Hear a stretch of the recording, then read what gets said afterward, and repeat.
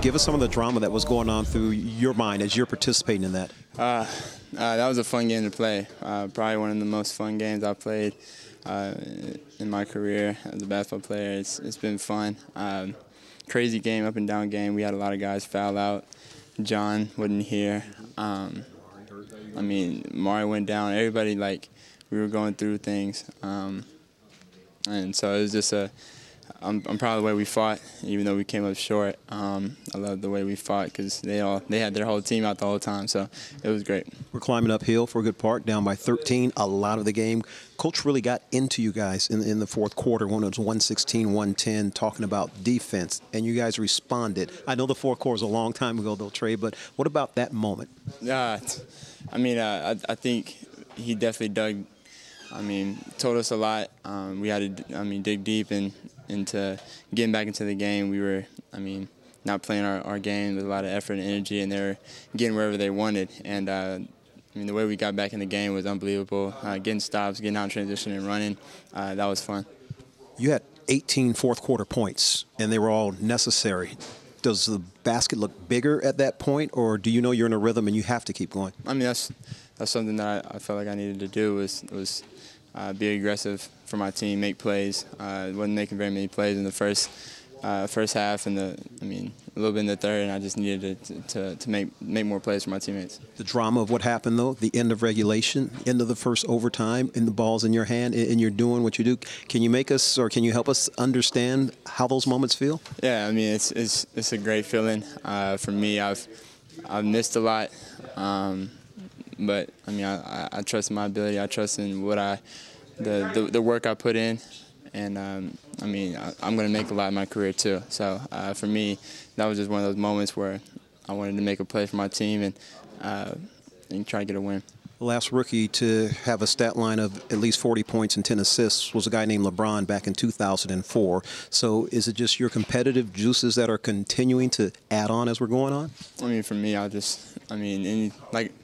like being in a conversation with a guy like LeBron, it's humbling and an honor, first off. But at the same time, I'm trying to leave my own mark, trying to continue to make plays, trying to continue to do things for my team. So I just got to continue to do what I'm doing.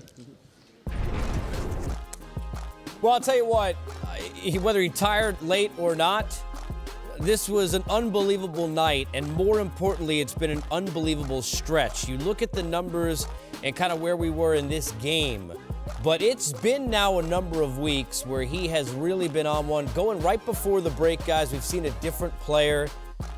The shots that he was taking, and this is something in talking to Lloyd too, which I did in the first half here on Game Time. Everybody looked at the number in the three-point percentage and said, well, he shot so well in college. It wasn't that he can't shoot threes. It was the kind of threes he was taking. It was because the rest of his game wasn't what it needed to be in terms of running the floor, wasn't getting open. Now he's to the basket, facilitating with all the assists, and he's finding himself more open as well, and he did tonight. I have to give him a ton of credit for the way that he's just been a student of the game. And I'll tell you why. Because a lot of rookies that come into the association, you don't know their tendencies. You don't have no idea what they're capable of doing. In film study, they're just like, look, young, athletic, talented.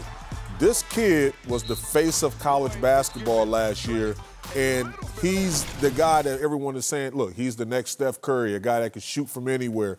And the scouting report was already out on him. So he had to adjust and make some changes, which he did, and now you're seeing the best possible version of Trae Young, and he's only going to get better from here. Yeah, I was saying this to you, Rex, earlier. At one point, at least up to a couple of weeks ago, the only two guys who had driven the basket to the basket more in the NBA were Harden and DeRozan.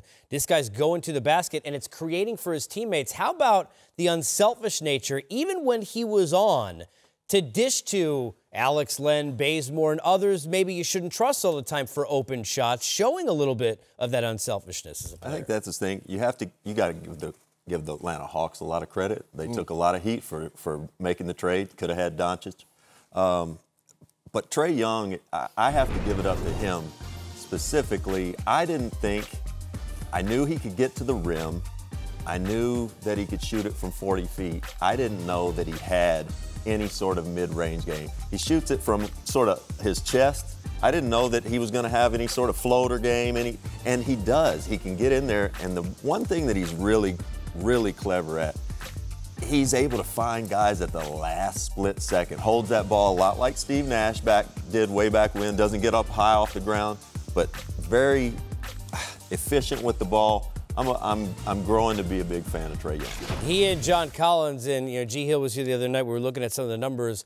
They both together have put up really impressive numbers when you look at two kids under the age of X to do certain things. They're a team that's building it slowly, but you watch a game like this tonight and you think, man, if they could just get a shooter, another shooter, because Trae is not just a shooter. He is a penetrator. He can facilitate, but if they just had that one other guy, because a lot of times tonight, no offense to our boy, Vince was the guy open for three, or Bazemore who had a bad night, or Alex Len in the corner. Or Bembry. Yeah. They're really missing that one guy who can help him when he gets open shots. Well, look, now you have your guy.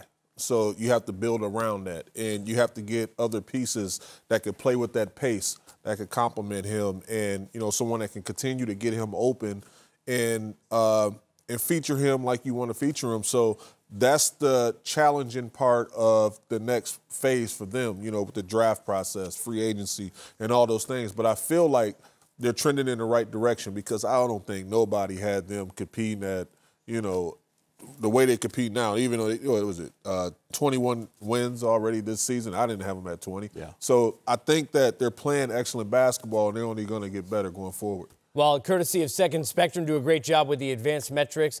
28 potential assists tonight for Trae Young, including that layup late to Alex Len that were missed. So shows you the facilitating aspect. Look, the Hawks, there's a lot to really be excited about, but let's not take it away. The Bulls, they won 5 out of 6. And Zach LaVine, seeing him healthy, let's see him at the All-Star game next year as an All-Star and back in the dunk competition, hopefully in Chicago.